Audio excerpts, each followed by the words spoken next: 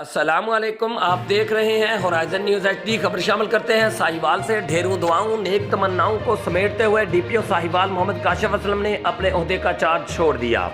ہزاروں کے نم، شفیق، مہربان، نڈر اور بہادر آفیسر ڈی پی او ساہیوال محمد کاشف اسلم کو دفتری سٹاف، پولیس افسران و ملازمین نے پھولوں کے دستے اور ڈھیروں پتیاں نچھاور کرتے ہوئے دفتر سے رخصت کیا۔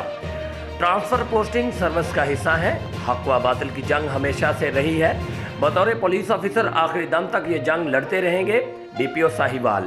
تفصیلات کے مطابق ڈسٹرکٹ پولیس آفیسر محمد کاشف اسلم نے تبادلے پر اپنے عہدے کا چارج چھوڑ دیا۔